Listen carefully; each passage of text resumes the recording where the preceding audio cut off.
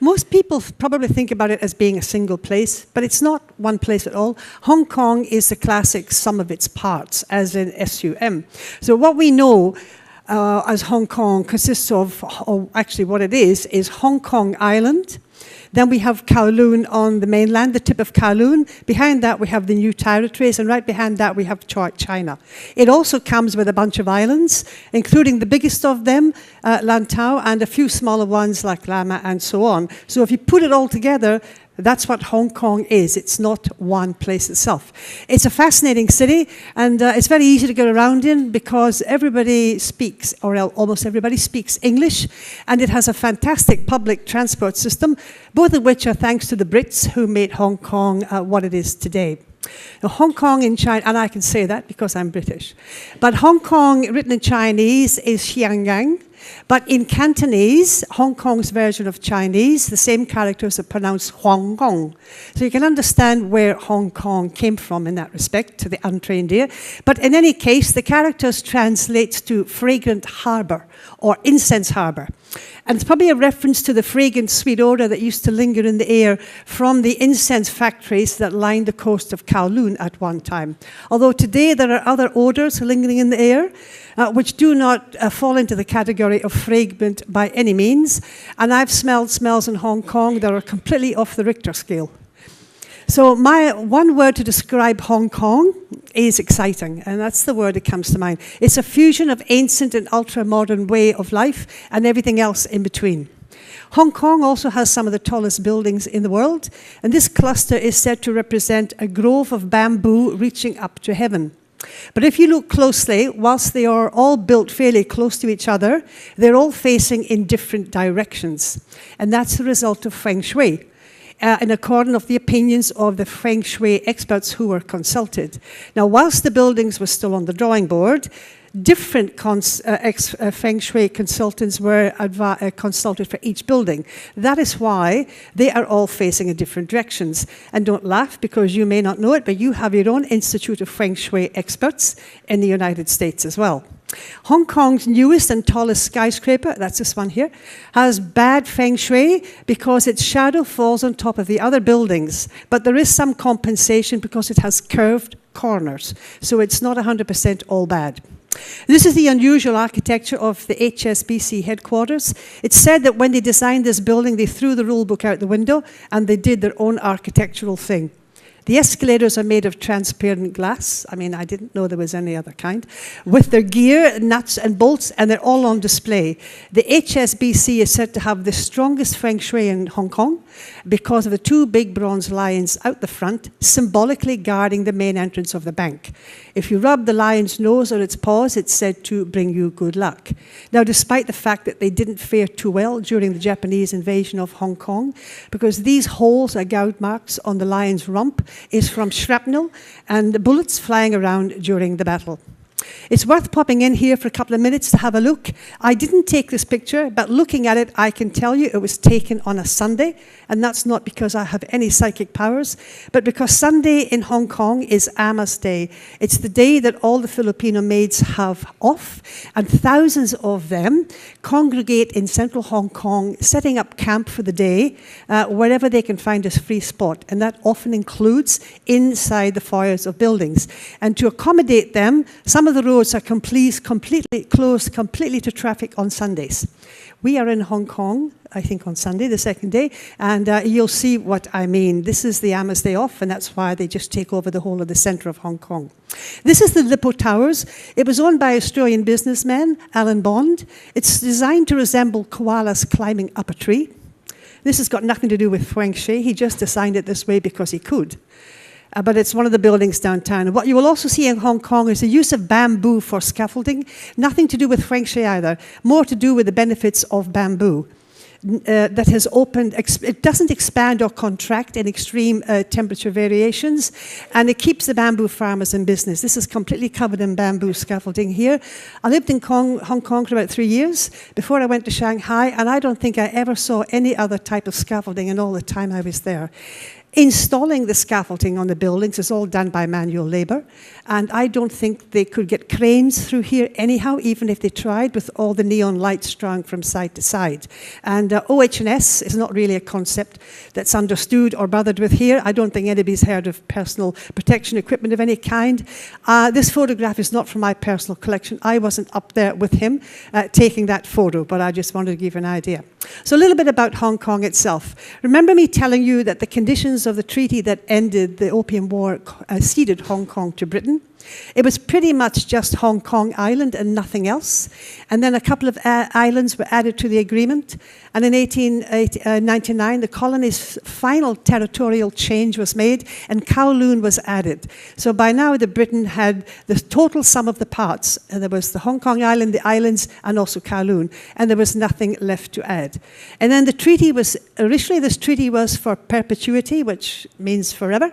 And then it was subsequently changed to a lease of 99 years. Though never for 1 minute did anybody, particularly the Brits, really believe that this lease would actually run out. When World War II broke out, the British guns on Kowloon were all aimed out to sea in readiness to stop the advancing Japanese. But the Japanese didn't come by sea, they came by land, marching unhindered down through the mainland of Kowloon, where the unsuspecting Brits were holed up in the hills in a series of tunnels and pretty much facing the opposite direction. After more than 2 weeks of fierce fighting, trying to defend Hong Kong, just 2 days before Christmas in 1941, the British were defeated. And on Christmas Day, 1941, the governor of Hong Kong formally surrendered the territory to Japan, making it the first time the British had lost a colony to an invading force. And unthinkably, it wasn't going to be the last time. So commenced 3 years of life under brutal Japanese occupation in Hong Kong. Around 7,000 British, American and Dutch bankers were rounded up. Some interned at the infamous Stanley internment camp near today's Stanley Markets, the famous markets. Many others were executed soon after they arrived, and others went on to suffer horrendous atrocities of starvation and torture. And there's a cemetery at Stanley with the graves of thousands of servicemen and women who died here during the Japanese occupation. In 1945, when the Japanese surrendered, the tables turned again. Brits' control was restored over Hong Kong, and the Brits were back at the helm. When the communists took control of mainland China in 1949, many Chinese businessmen and workers fled to British Hong Kong to avoid persecution by the communist government. And many of them began working in factories or establishing factories, transforming Hong Kong into the flourishing nation of manufacturers. By the 1950s, an economic miracle had taken place here. Hong Kong's economy was growing in leaps and bounds. But the bubble was about to burst when China called in the lease, and the clock started ticking down, literally, on a humongous clock set up in Tiananmen Square. And my partner and I at the time sat in front of this clock when it ticked and watched it tick over to exactly 365 days, 0 minutes, 0 seconds to hand over. And we looked at each other and thought, this might not be good. About exactly 365 days later, the lease ran out that nobody believed would actually run out. Well, it ran out. And for several years leading up to the end of this lease, Britain had concerns and fears for the welfare of those living in Hong Kong after the handover. And those of us living there had a lot of worries and concern about what was going to happen. But before it ran out, Britain and China hammered out a joint declaration signed by Margaret Thatcher and Chinese leader Deng Xiaoping, formally agreeing that after the handover, Hong Kong's autonomy would be maintained under one country, two systems policy for a period of 50 years. We are 22 years into that agreement now. A new conference centre was purposely built for the ceremony handover, and the roof is supposed to resemble a bird in flight. And you'll see this on your left as we sail into Hong Kong Harbour just before we dock. All sorts of rumours started circulating before the handover that the Chinese were going to storm into Hong Kong from Kowloon like they did in World War II and take Hong Kong forcibly before midnight. But none of this happened, and exactly on midnight, 30th of June 1997, Hong Kong was handed back to China under that 1984 Sino-British Joint Declaration. We handed it back with a whimper, not with a roar. And handed back or taken back, depending on which side you're on, either way, it was all over. The Union Jack was lowered in Hong Kong for the last time, and handed to Chris Patten, the last governor of Hong Kong, and China resumed control, ending 145 years of British rule. The moment the Hong Kong flag was lowered, the flag of the Special Administrative Region of Hong Kong, People's Republic of China was raised. That's why Hong Kong flies that special flag, not the Chinese flag. As agreed to, one country, two systems. Sometimes both flags are flown at the same time, but predominantly the Hong Kong flag. The Scottish Black Watch Regiment had traditionally raised and lowered Hong Kong's flag at this cenotaph every day during Britain's dominion in Hong Kong. And for months, photographers would hang out here hoping to get the one shot they really wanted. And they did. In the dying days of British dominion, in a fitting gesture that it really was the end. This unique status of SAR, Special Administrative Region, has given Hong Kong citizens a unique degree of autonomy mainland China can only dream about, or maybe they don't even know exists.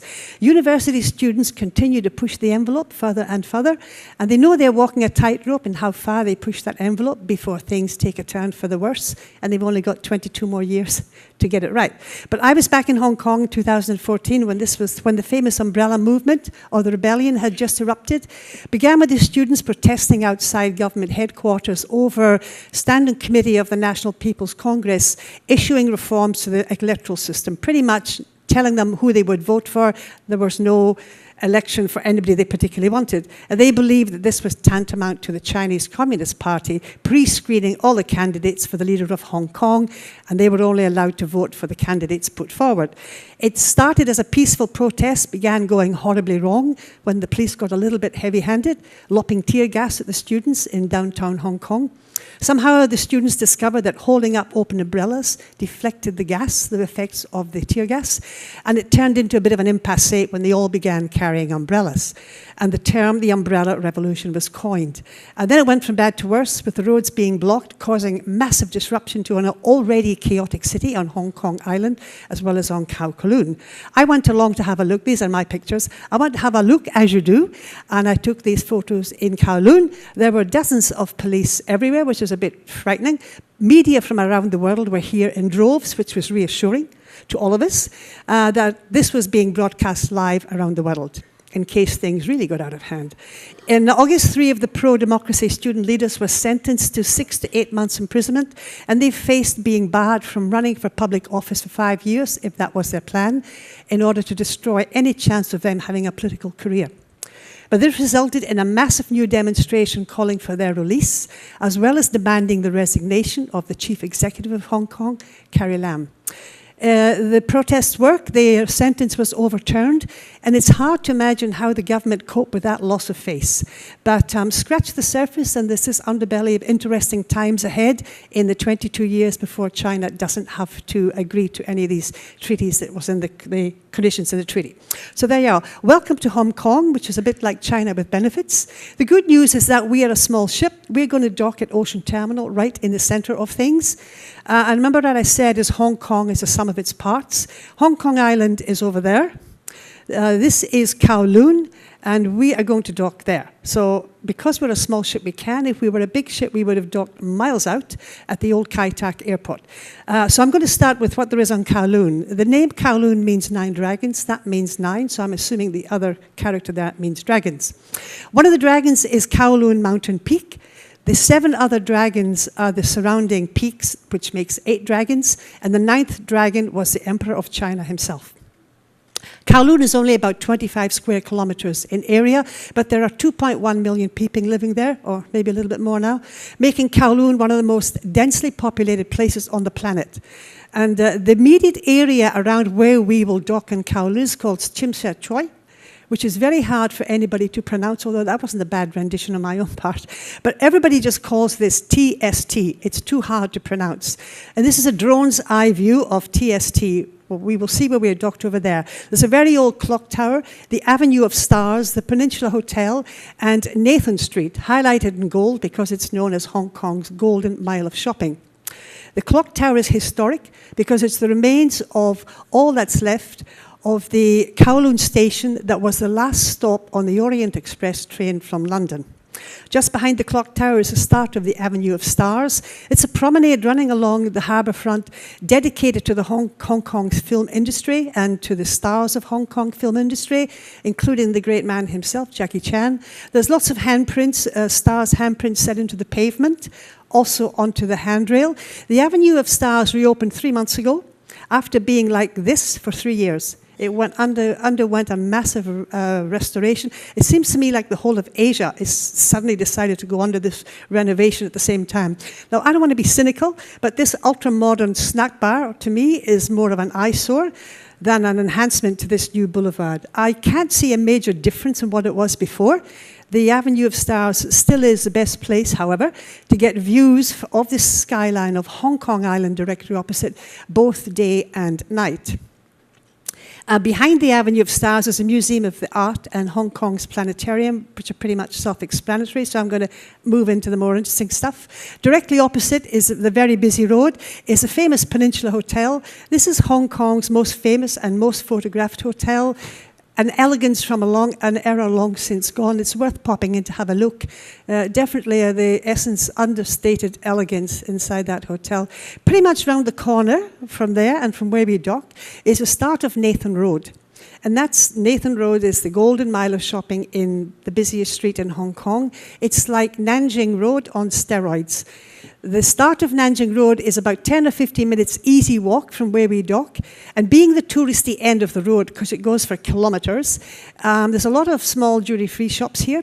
Somewhat renowned for ripping off the unwary tourist. So if you're going to shop here, know exactly what it is you're looking for, how much you can get it for online or through Amazon or wherever, and especially whether or not it comes with an international warranty. Nathan Road then runs for block after block after block. The further up you go, the less touristy it becomes, but certainly the more interesting and colourful. If you're really looking for brand name shops, then Canton Street runs parallel with Nathan Road for a couple of blocks back on TST. Once the sun sets here and the neon lights come on, Nathan Road becomes quite magical, particularly further up away from the tourist area. The further up you go, the better the light show. And this is just a natural light show here, nothing like last night when that was the best light show I've ever seen in Shanghai, what was going on last night. But these are just neon lights that come out. Now, back at the TST end, all those duty-free shops that looked a bit dodgy through the day look a little bit less shonky in the evening, but when they're all lit up. But just remember, have your wits about you if you're going to be shopping in those little shops down there. Just a word to the wise. And I don't mention the names of shops, but I'm going to give a mention to this one. It's called Yui Hua. And the reason I'm going to mention it, it's a very well-known emporium throughout Hong Kong of a huge range of quality Chinese arts and crafts. And this is where I saw these clay figurines that I mentioned in my Tianjin presentation. It's not your trashy touristy souvenirs in here. It's very upmarket. It's not a tourist shop, but it's full of really good Chinese kind of Hong Kong kind of touristy things, if you like. It has a good selection of quality silk items in here in Western sizes. As I say, it's none of your touristy stuff. It's a big range of shops throughout Hong Kong. Now, further up Nathan Road, you're going to come to a place called Mong Kok. This is famous for the ladies' street market. Sells everything these days. It's no longer just specializing in ladies' clothing. Despite the Hong Kong government's crackdown on designer knockoffs, you can still find them if you know where to look for them. And the markets here are a good example of where to get them. Just around from Ladies Market is the Mong Kong Computer Centre here. And I mention this because if you're looking for a computer or electronic type of stuff, to me this is a far better option than those small duty-free shops back at TST. And I say this because this is where the locals shop. It's also where the Western expatriates who live in Hong Kong come to shop as well. So it's probably a little bit more reputable. It's like a rabbit warren of small, privately owned little shops in here. If you don't have anything specific in mind, don't come here, because you'll fall into the trap of spending hours just wandering around in awe of all the latest electronic equipment and gear and gadgets that they've got. But gone are the days when you could barter the prices down. They're not interested in getting into any bartering with you. The best you can probably do is to ask for their best price, and they might knock about $5 off. The computer centre is open from 11 o'clock. Doesn't open before 11, and it's open to about 11 at night. Now, living space is of a premium in Hong Kong, so keeping a pet is not really practical. But having a goldfish as a pet is a reasonable option. And there's a big goldfish market here. It's where all the locals come to select their new pets. You can't take your fish or your pet crab for a walk, but you can, however, take your pet bird for a walk. So there's also a bird market here, and this is where the locals come to select their pet bird. And of course, you need to have a suitably ornate cage for your pet bird to be happy in. But this is another famous market, the goldfish market and the bird market. Taking your pet bird for a walk to get some fresh air is quite a social thing to do, not so much for the bird, but certainly for yourself, because it gives you an excuse to catch up with your mates and compare your pet birds, if you like. To give you a bit of perspective on where these markets are, the bird market is here, ladies' market is here, and the computer market centre, it's all within the Mong Kok area. And coming back down, you're going to come to a place called Yau Ma Tai. And that's another one that's famous for street markets. This is the Jade Market and also the Temple Street Night Market. There's a couple of entrances to the Jade Market, equally as dodgy looking, but it's just because it's an old part of Hong Kong. Inside, it's a covered market full of individual stalls, selling all colours and qualities of jade in here, from the touristy jade, which is probably not made of jade at all, or a type of paste, and I know because I dropped a bracelet and it broke in two. I don't think that's meant to happen to jade. But it is also where they sell the real McCoy that attracts the serious buyers who know the difference between real jade and imitation jade. Something like this they may ship home for you, but trust me, it will not fit under your bed in your suite until you get back. So if you're going out there to buy jade, just bear in mind, a lot of that is touristy jade. If you know what you're doing, there's the real McCoy out there as well. Temple Street is a night market, and it starts about 5 o'clock, goes to about 11. There's hundreds of stalls here, and they're spread over a couple of streets. It's the most famous market in town, so it gets very crowded. It's a pickpocket's paradise, so just be very careful. Know where your wallet, your bag is at all times. It sells everything that you can imagine. A lot of it is seasonal. It comes and goes with the trends. Sometimes it's known for Mont Blanc knockoff pens. Other times it's Rolex watches and so on. I have bought watches here over the years, and they've all been working at least the next day. It's a good place for silk kimonos, T-shirts, and so, because they come in Western sizes. Not top quality silk, but then again, it depends what you're looking for. Locals are big into having their futures or their fortunes told, and there's a section of fortune tellers' tents in here, down one of the side streets. That's not that hard, not that easy to find. It's a bit tricky, unless you know where it is. But sometimes having your fortune told is as simple as a bird picking out a numbered stick for you. If you're looking for an English-speaking fortune teller, I'm not sure how easy that's going to be or what their level of English is going to be, but they're all down this one side street. There's often quite a small troupe performing off one of the side streets as well, Chinese opera. Chinese opera is an acquired appreciation, sort of like bagpipes. 5 minutes will probably be enough for you before you move on. There's a very famous corner of Temple Street markets full of seafood restaurants. The seafood is all live, swimming around in buckets or packed on ice until you order it. And these seafood stalls are very popular with expats living here. So check out which ones they're eating at, and then you should be okay. I've eaten here many times, and the seafood is very good, but then, you know, it's up to yourself whether you're that game.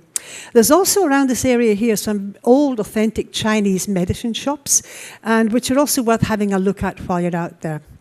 Now, we're back down at TST now. Behind where we dock, Sky 100 is Hong Kong's newest attraction.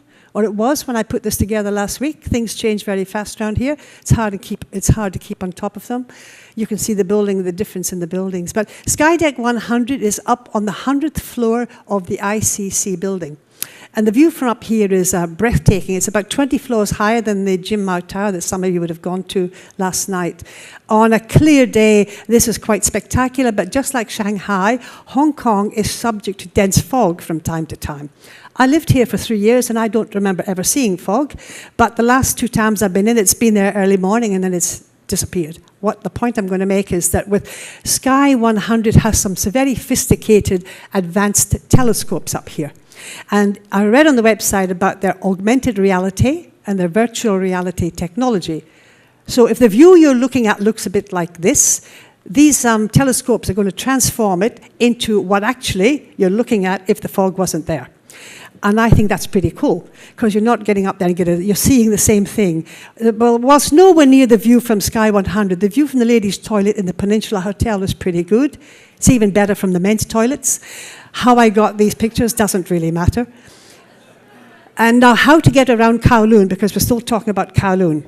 The local bus exchange is a few hundred meters from the dock. Hong Kong has one of the best transport systems on this planet. They have buses, ferries, and the subway as well, and they work like clockwork. So the bus exchange is around the corner. All of these buses run up Nathan Road from TST right up to the end before they all branch off in different directions at the far end. So pretty much, it doesn't matter which bus you take. If you want to go a couple of blocks, they're all going to go in the same direction. And that's what the bus stop signs look like. Probably the numbers are not that important. Hong Kong has a big bus hop-on, hop-off bus that runs 3 routes. The blue one around Kowloon, the red one around Hong Kong Island, and the green one, it goes out to Aberdeen and Stanley, which I'm going to mention. I think it takes about 90 minutes, with about 20 minutes, 30 minutes between the buses. Taxis are everywhere in Hong Kong. They run on meters with flagfall. Most drivers can understand English. The majority can probably speak good English. They are very busy. They are constantly busy, so they're not inclined to worry about taking you the long way round. They have too many other fares, so they're pretty good and to take you exactly where you want to go, and not the long way round like they're inclined to do back in Sydney. Well, Hong Kong is a very effective subway called the MRT, Mass Rapid Transports. The MRT network runs on both sides of the harbour, including under the harbour, between Kowloon and Hong Kong Island, and it goes out as far as Lantau Island, taking people out to the airport. There's maps in each of the carriages with flashing lights tracking the route you're doing so that you know if you've gone past your stop by mistake. Moves around 3 million people every day. That's what the M in mass in M stands for. Gets crowded at peak times and on peak routes, like the central routes. And I'm sure everyone has honed their pushing and shoving skills by now, after being in the last couple of ports and familiar with how to elbow everybody out of the way to get on. This is not a translation gone wrong. It's the name of the stored value transport card that gets you on and off. It's valid on all transport, on trains, buses, and ferries. This is a new one for tourists. It's called the Stored Value Card, or it's called the Sold Tourist Card. Before, you'd have to buy a card for a certain amount of money, and then if you hadn't used it, they'd reimburse it, but you had to go back to the office, and it got a bit complicated. This one is a base price of 39 Hong Kong dollars, and you just top it up as you need it. So it's a much better option than what they had before. It's called the Sold Tourist Card. Now, if walking is an issue, or you have someone in a wheelchair, forget the MRT, because these stations don't all have elevators down into them, and there's a lot of walking before you even get to the train. I think this is TST. You can walk for 10 minutes once you get into the underground before you actually get to the train. There's an MRT station at TST around the corner, but there are, like all of the stations in Hong Kong, there are many exits, and they're not next to each other. So if you get it wrong, it can get a bit frustrating if you come out at the wrong one, which happens to be halfway up Nathan Road. If you have to change stations, again, it could be an 8 to 10 minute walk along these corridors underground. It's handy for the tourists because for the locals, it saves them having to walk around through the traffic. Not so handy if you're on a day trip and you're having to bother with all this. This one here, there's a red zone to follow between TST and TST East because there's quite a distance between the two of them. The way to get around Hong Kong on a day trip, trust me, is on the hop-on, hop-off bus. And now a little bit further out, but still on Kowloon. Lantau is Hong Kong's biggest island. And there we are, down there. Until recently, the ferry or the MRT was the only way to get across there. But that was before they recently opened the spectacular Tsing Ma suspension bridge. It connects the islands of Tsing Yi and Ma Wen, and the name is a combination of Tsing and Ma, and that's where it's come from. This bridge is 1,377 meters, or 4,518 feet long. It's about 200 meters, or 676 feet high.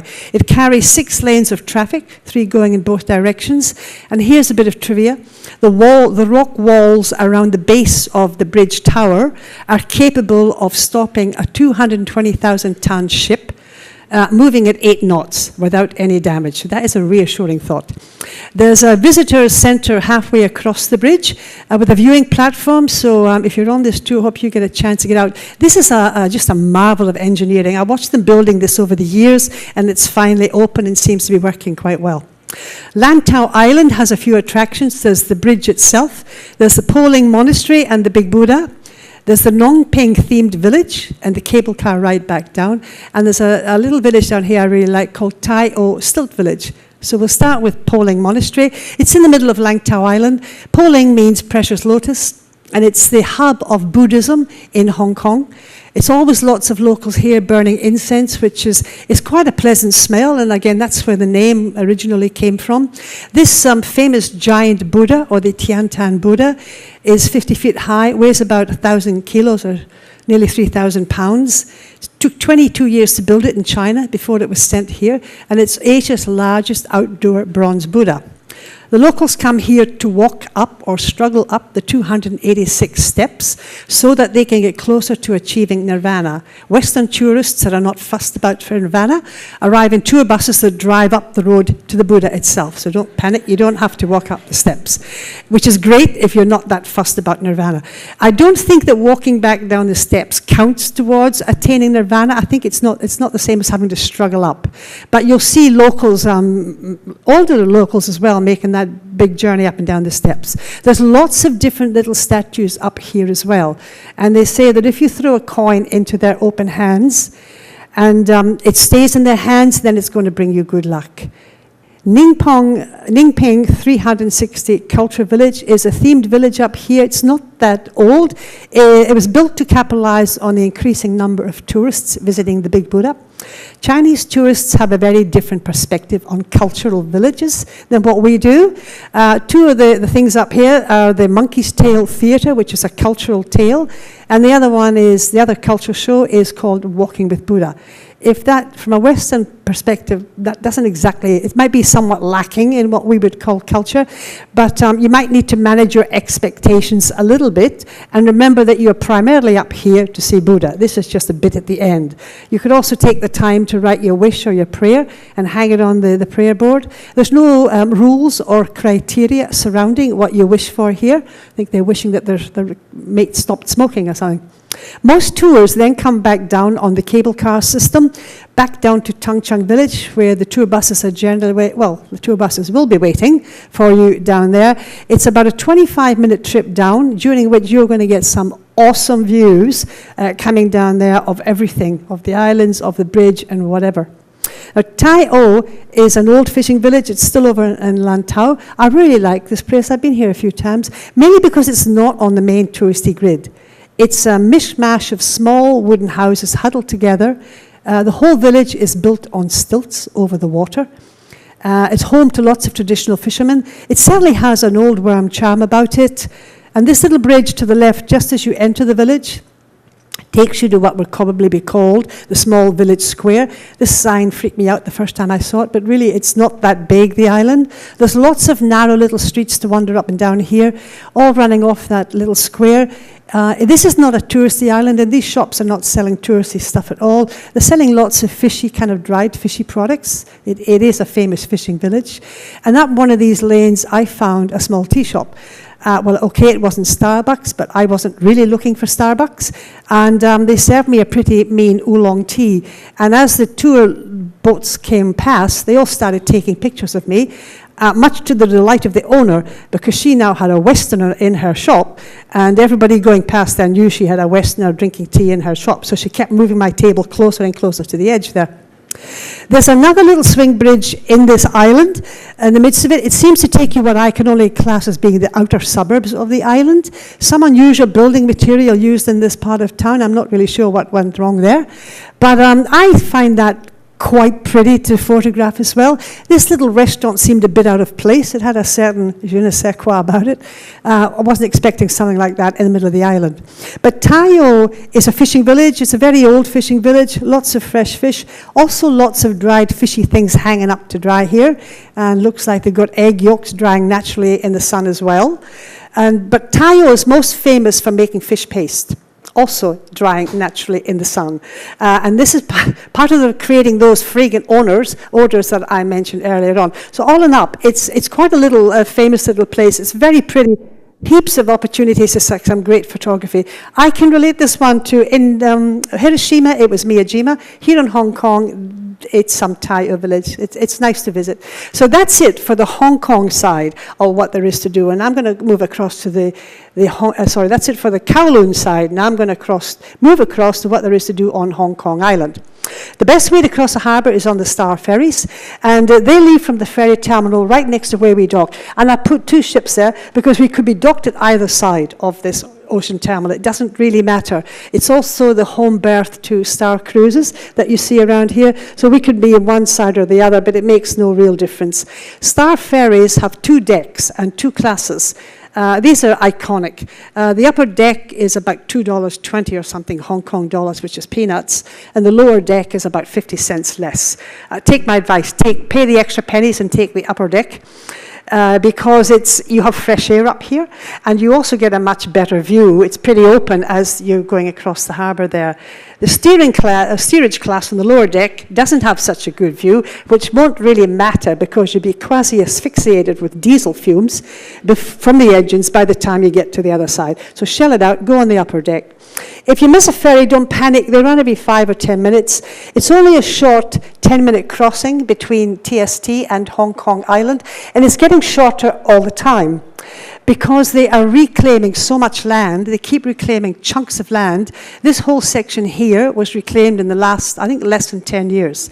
Now, if you've been here before, pre-reclamation days, you will remember that here was where the ferry terminal was, and that strange building to the left was the Navy base. The ferry terminal is now here. It's been moved about 500 meters forward, so that whole stretch of land there is reclaimed, and they just haven't stopped yet. About 500 meters, it was about 500 meters closer to TST than it actually was. There's a huge Ferris wheel here, and this is the tallest building that I mentioned before on Hong Kong, the one with the feng shui, bad feng shui. You remember me mentioning that the Sky 100 at the other, I'll just bring that one back, Sky 100 over on Kowloon, and this one here, they're talking about building a cable car across the harbour from one of those to the other. It's still in the drawing stages yet. I don't think they've started, but that's the plan.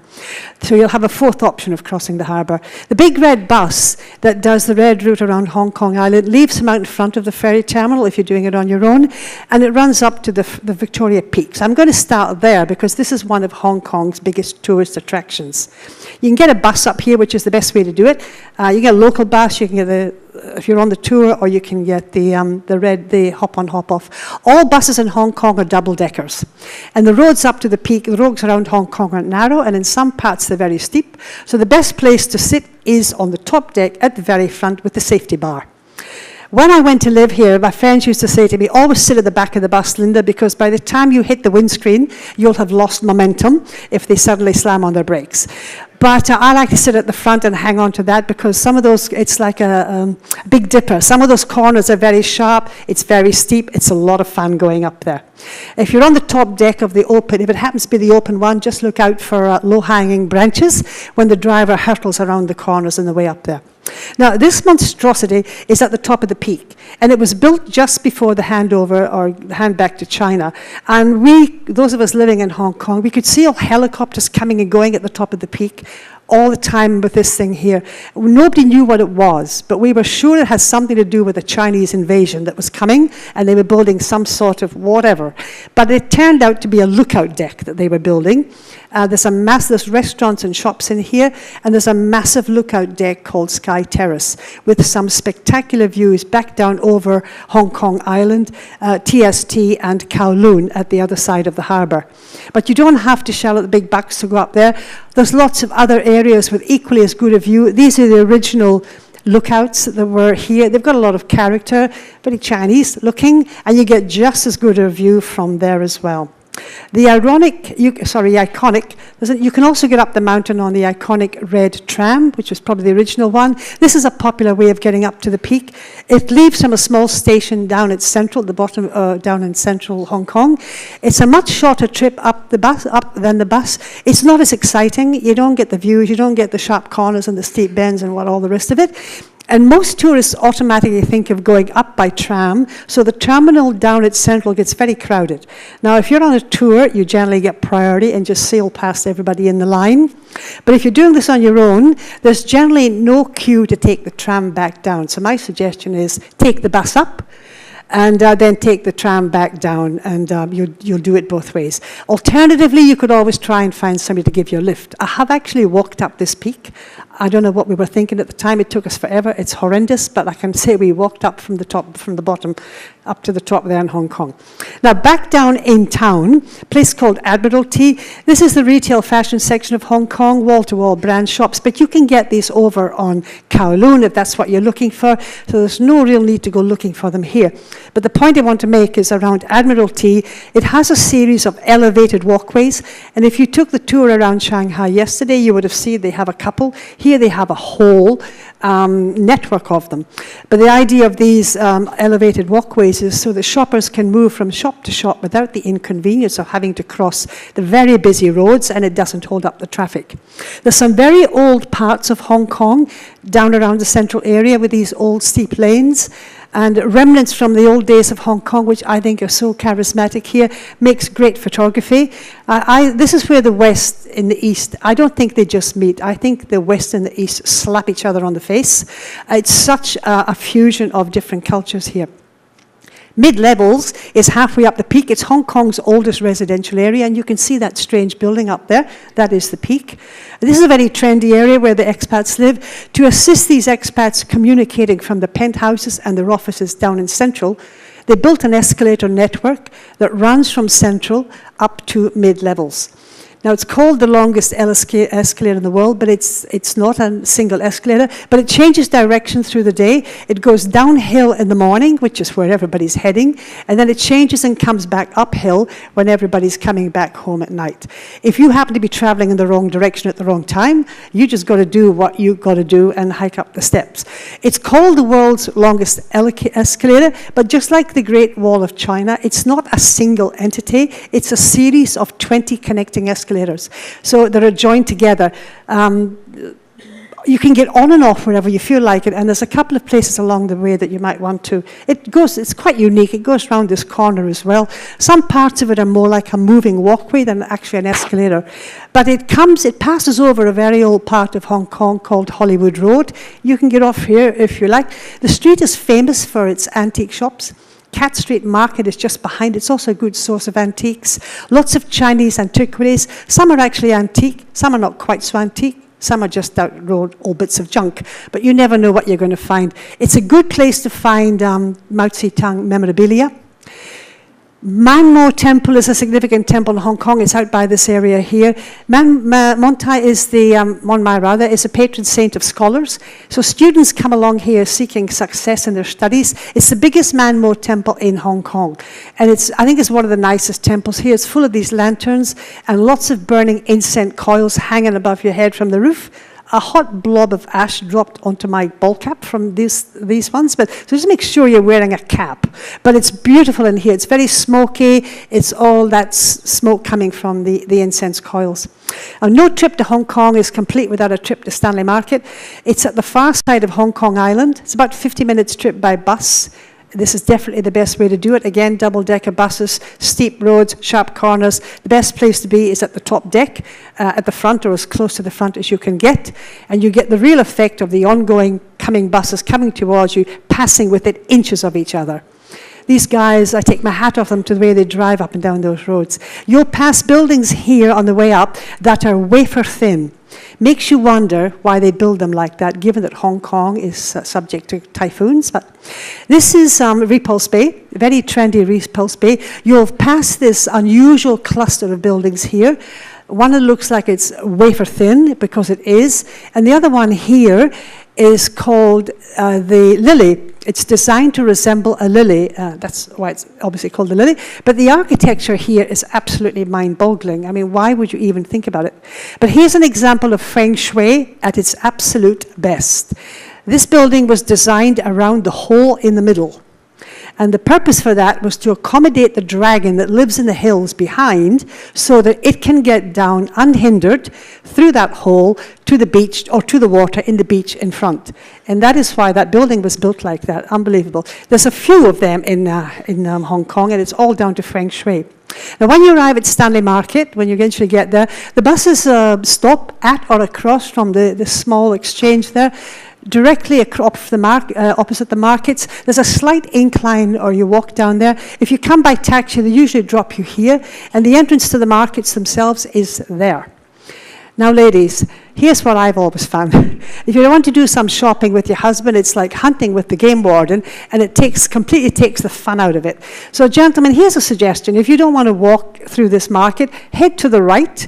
Just keep walking. You're going to come to a very small, pretty little harbour with dozens of pubs and little restaurants, and you might have a better time sitting down there while your wife's doing all the in-depth shopping, maxing out your credit card in the little markets. But now, ladies, I'm talking to you. Whereas Temple Street Market attracts both the locals and the tourists, Stanley Market attracts mainly Western tourists. So what's on offer here is much better quality. They have a great selection of everything, which is also seasonal. It comes and goes. They have different things every time I've been there.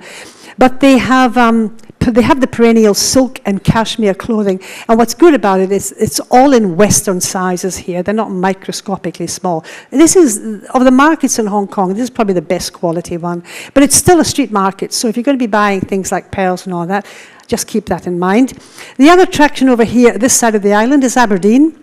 This is named after the 4th Earl of Aberdeen, the one in Scotland, where I come from. And it's where the British troops first landed ashore in Hong Kong in 1841. And the sheltered bay has always been a typhoon shelter to the water people here. That hasn't really changed. The descendants of the water people still live here. There's a whole community of them living on these small junks. They bring their families up on these boats. It's very charismatic here, and it's like looking back into old Hong Kong. Now, I'll bet in the history of Hong Kong that nobody has ever been fined for throwing litter in the harbour, because it's absolutely polluted. It couldn't be more polluted if you tried, but that doesn't stop the locals here doing their local fishing. You can take a sampan trip around the harbour on one of these typical junks. Perhaps not that typical, but it's a good way of doing it. And at one end of the harbour, you have the junks, the typical junks buzzing around. At the other end, you have the mega yachts owned by the expats living on the trendy Apalai Chau Island and South Horizons, where you can see at the back of the slide. And here's another example where those buildings were built around the holes to accommodate more dragons living in the mountain behind, so that they could also get down to the water here unimpeded. In the middle of the harbour here, you have the massive, famous Jumbo floating restaurant. It's been here, moored here in the centre of this harbour forever. I don't know how popular it is these days. It's a bit of a hike to get here from anywhere else in Hong Kong, but it's there. The main bus terminal on Hong Kong Island is at Exchange Square, and you can get there from Star Ferry via that elevated walkway that I mentioned earlier. There's a whole network of it, and you can walk from there right into town without having to cross streets or get through the traffic in any way at all. It's quite a good way of doing it. There's 2 routes back from Central Bus Exchange from Aberdeen. There's a long way around, which is the one with all the views, and then there's a shorter one coming back, comes through the tunnel. Oops, there we go. I think the tunnel route is shorter. It is shorter, especially later in the day, because at the peak hour in the morning, and I lived over this side of the island for a while, it's just crazy with everybody, lots of expats and everybody trying to drive to get into that tunnel to get through to Hong Kong. But they have since they've recently extended the MRT line over to the expatriate conclave here on Apalai Chau. It doesn't come to Aberdeen, it goes across to that island, but it has lessened the traffic, because most people now find it easier from Apalai Chau Island to take that MRT and not drive. So it has made a big difference to that tunnel as well. Now, we are in port overnight, so here are some suggestions. Every night at 8 o'clock, the skyline of Hong Kong Island puts on a Symphony of Light show. Now, I would have said up until last night that this is one of the best light shows I've ever seen. I'm not so sure now, because what we saw in Shanghai last night was absolutely spectacular. I've never seen it like that. It's always been lit up, but I hadn't seen all the stuff that was going on with it. Now, whether or not they did it for us, I'd like to think they did. I really don't know.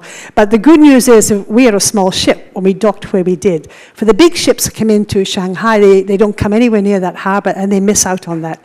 However, Hong Kong has its own light show. And normally the whole skyline, it just used to be the skyline lit up. Now they have what's called a symphony of lights, and they have these laser beams flashing all over the place, and they have sometimes got music to it. It's listed in the Guinness Book of Records as being the largest permanent light fixture in the world. I'm not so sure now. It'd be interesting to see what you think after last night. Crowds begin building up here along the Avenue of Stars from about 6 o'clock onwards so that they can see this. But again, we'll see what your option is after this. But the best views could simply be from the top deck on board the ship, because we are going to be docked directly opposite Hong Kong Island.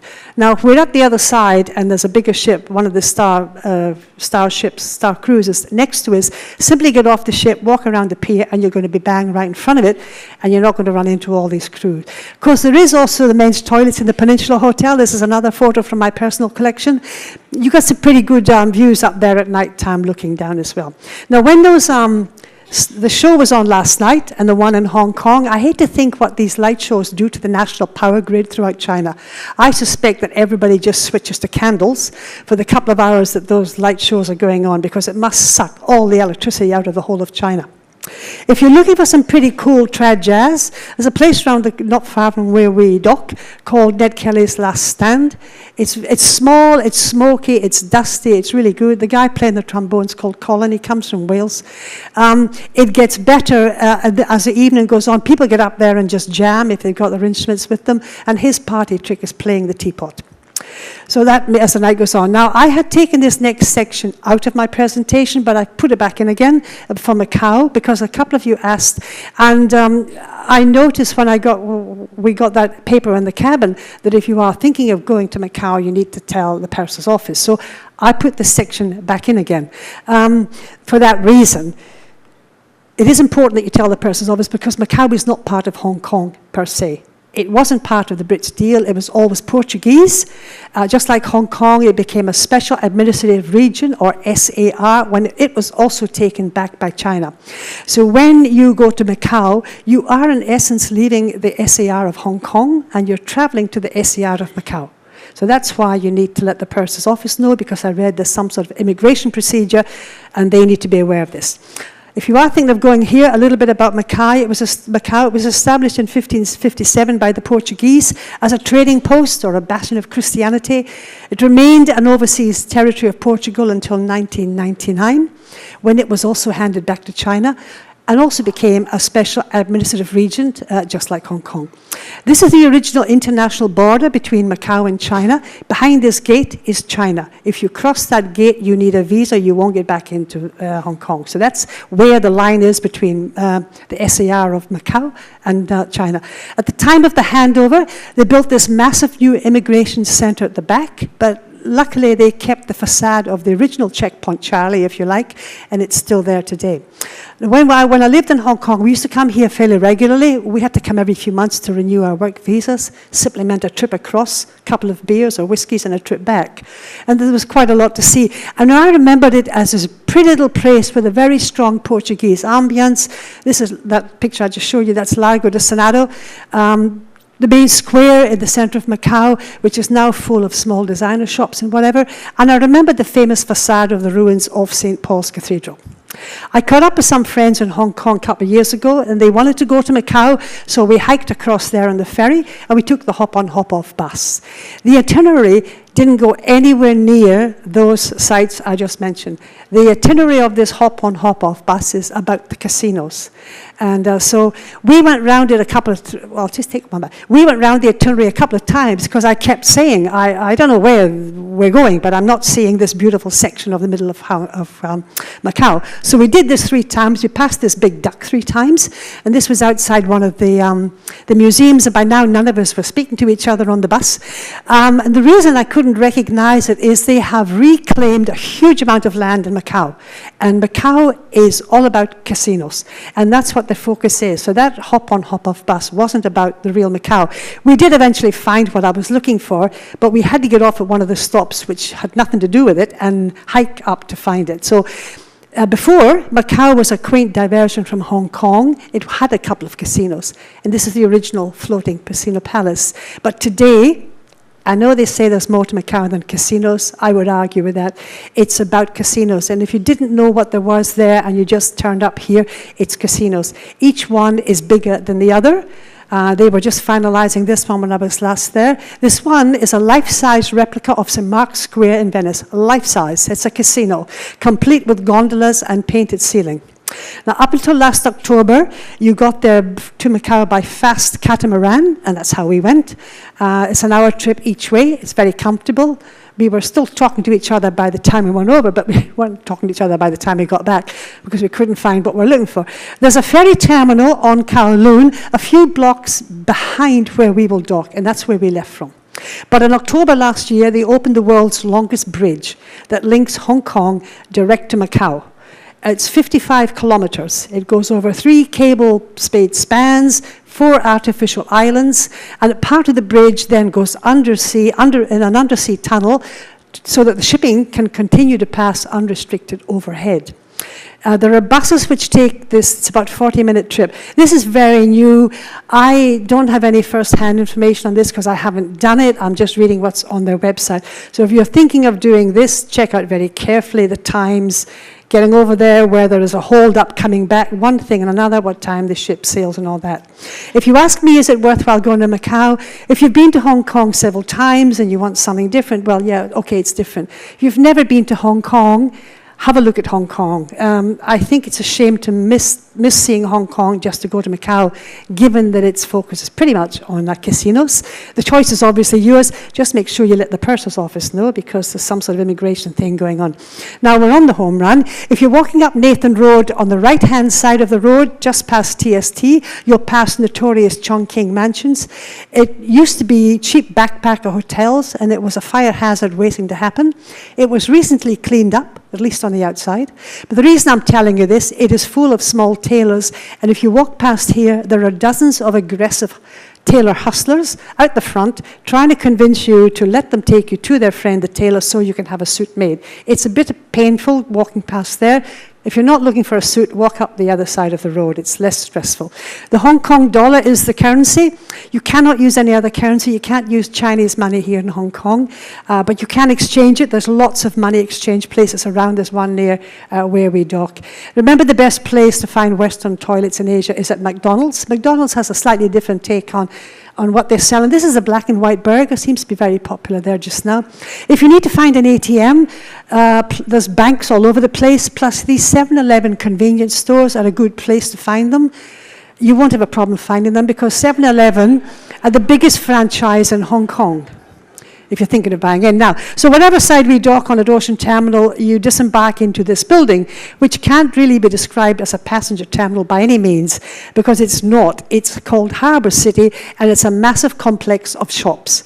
You have no other option than to walk past them or go in and shop, whatever is most applicable. It can be a bit daunting when you first start trying to find your way out of here. There's a whole section of children's designer wear. But you may have to take out a second mortgage on your condo if you want to buy a Fendi romper suit for your grandchild. Prices are up there. There's a couple of signs making it easier to come back to the ship. This was a different ship I was on. But I'm convinced that if you miss the turn-off on the way back, you could walk all the way to the Chinese border down here without even coming up for air. But there is in amongst this maze of shops, there is a small information booth. If you eventually, when you get to the exit, not if you find the exit, there's a flight of stairs and an escalator, takes you down onto the forecourt. Every time I've been here, there's been a massive exhibition of, it changes all the time, but they seem to be using it for, it's real prime real estate for advertising whatever your product is. There's always something different. If you walk straight ahead from there, you'll come to Star Ferry Terminal. If you head left, you'll come to the Avenue of Stars around the corner to Nathan Road. This is the Hong Kong Tourist Information Centre. It's down at Star Ferries. So if you haven't made up your mind on what you want to do, hop in there. The MTR runs from 5:30 in the morning till midnight. Ferries run from about 6:30 until about 11:30 p.m. If you're over in Hong Kong Island and you miss the last ferry or MTR, it's a taxi trip back to Hong Kong, back to Kowloon through the harbour tunnel here as well. It's about 15 to 20 minutes. Okay, so I've just come in on time here. So I did find you a translation one. There's not too many bad translations in Hong Kong because they all speak English so well. But I did find you this one here. I know I've got more funny stuff for when we get to Vietnam. So whatever it is you decide to do in Hong Kong, have an absolutely wonderful day. If you decide you want to be a Feng Shui consultant, here's a website. Have a lovely day. Thank you so much for coming along. Thank you and good afternoon.